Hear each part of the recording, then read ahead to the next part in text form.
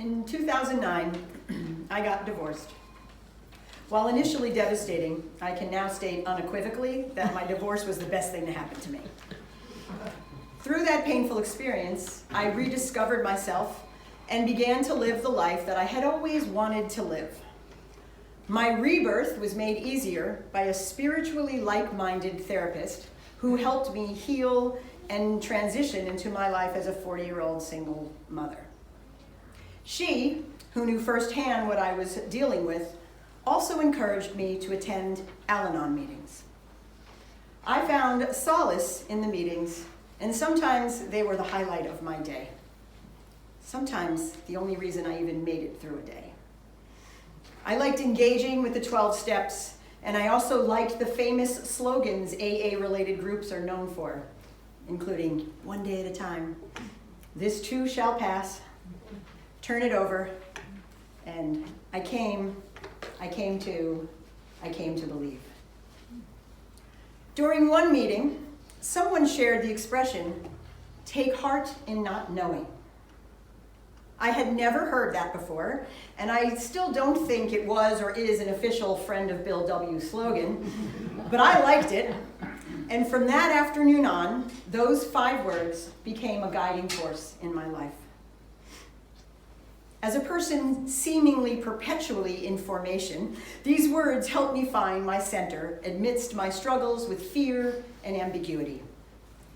For many years, I'd feel overwhelmed about money or my time or my health, or if Raphael and I were going to be all right. You know, that cycle where your head just spins and spins with questions and really does not want to live with uncertainty.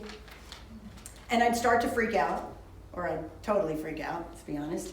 And then I'd look up at my desk in my bedroom where I had plastered in rather large letters, take heart in not knowing. And I'd stop, and I'd think, and I'd breathe, and I'd chill the heck out. The idea that I could take heart in something as simple and obvious as not knowing was something I could believe in. I could accept the concept, and in doing so, totally shift my mode of thinking and being. Actually, I liked the phrase so much that I included in some vocalese I wrote to a Miles Davis service in a song. In the song, Someday My Prince Will Come. I included take heart in not knowing. And in that process of living with that phrase spinning around, I remembered a related saying attributed to Buddhism. Relax, nothing is under control. And that's what makes the phrase so interesting to me. I, like many of you perhaps, just want things to go as planned. We want the knowledge and security that things are okay, that the things we want or need will be there, and that the visions we had of our lives will come true, and that is that. We want everything to be under control. Until something goes wrong. Our heart breaks, someone we love gets sick, the job we wanted falls through, we find ourselves lost and afraid and wondering, and then our impulse for control kicks in and we make ourselves even more anxious and fearful because, damn it, why can't things just go the way I want them to? Look at the sign. Take heart in not knowing. Say it again and again and again. But of course, it didn't always work. I had moments when I screamed at the universe, just tell me what I'm supposed to be doing already. All the questions I carried about what to do with my life and my work, if I'd find love, how to handle this situation, I sometimes just wanted a concrete answer. I just wanted someone, anyone, to say, all right, kid, here's what's gonna happen. I went on a deep quest for God, so that maybe God could just give me the answers. But that didn't work for me. Because even while I was in the thick of thinking this way about take heart and not knowing, or no, rather, thinking about wanting control, I knew it was unrealistic. The urge for answers was largely about control, and I just wanted to be in control of my life. But the more I thought about it, the more I realized how impossible that expectation is. It's a vicious cycle, actually, and reminds me of verse 76 of the Tao Te Ching, which says, "Humans are born soft and supple, dead they are stiff and hard. Plants are born tender and pliant, dead they are brittle and dry. Thus, whomever is stiff and inflexible is a disciple of death. Whoever is soft and yielding is a disciple of life. The hard and stiff will be broken. The soft and supple will prevail." Being soft and supple and flexible will help us prevail. So basically, the idea of take heart and not knowing is a real leap of faith. Because A, it is asking us to make the decision to not be in control, and B, it is asking us to go against this natural inclination to get stiff and rigid and to push. This leap of faith, though, is a tool that I can say I use to learn to relinquish control, to learn to be more soft and supple, to learn to let things happen as they were meant to be happening. Now, I do certainly think we can make things happen.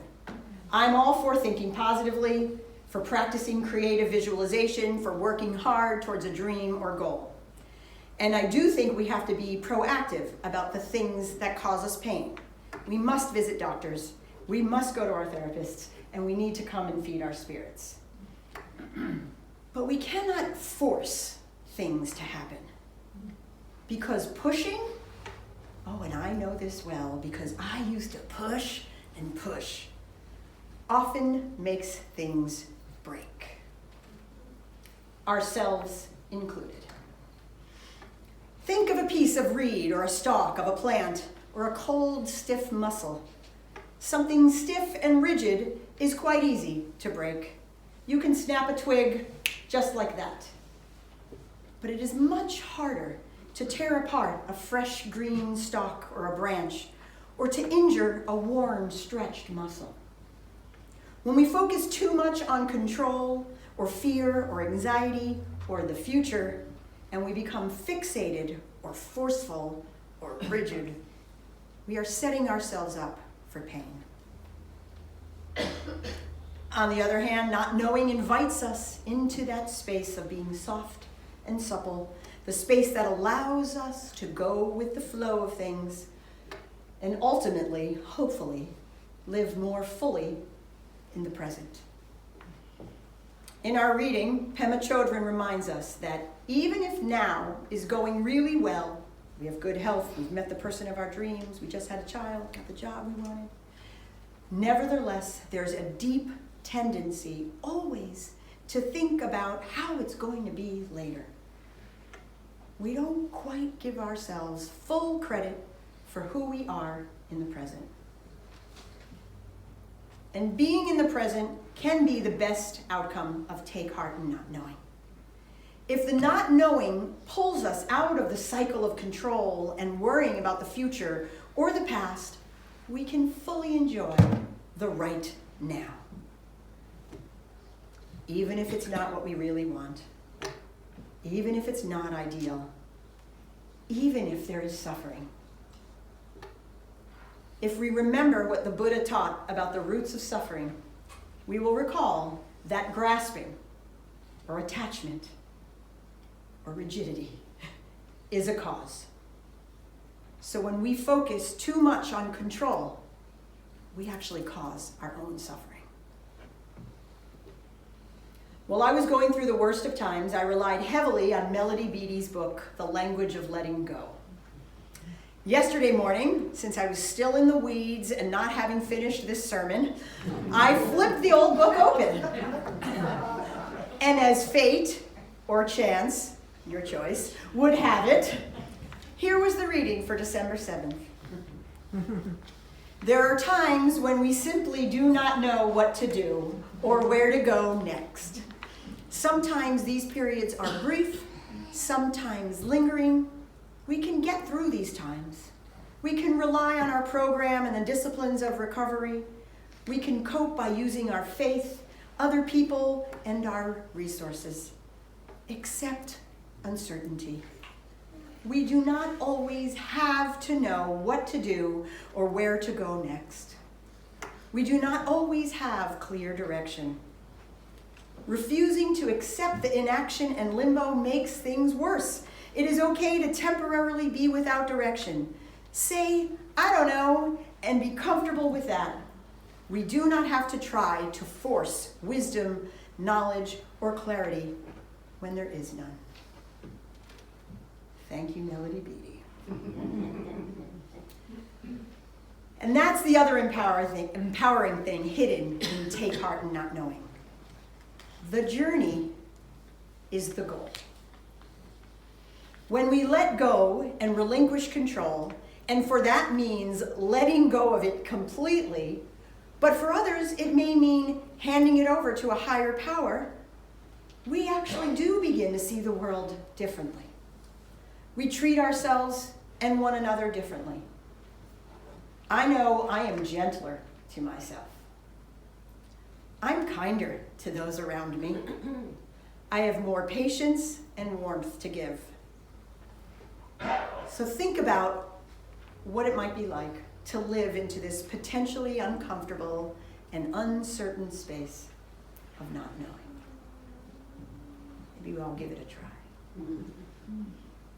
But I do want to throw one caveat into the mix. I personally don't think Take Heart in Not Knowing is an invitation to become blasé or careless, especially when it comes to big issues. Meaning, when children die in American concentration camps, we cannot live into the not knowing. We know it is wrong, and we are called to act. There is no moral or ethical gray area there. We are not allowed to throw our hands up and say, que sera, sera. Bad things, wrong things, violent things need to be addressed. How we are called to address them, that's where we can listen to the space created when we are soft and supple and we focus on our personal spiritual journey. So I invite you all on this day, which is Bodhi Day of all days, to consider this phrase, take heart in not knowing, to see if it helps you think and feel and navigate the world differently. May we remember that nothing is under control. May we find strength through letting go. And may we take heart in not knowing so that we can be flexible, open, and fully immersed in the present. May it be so.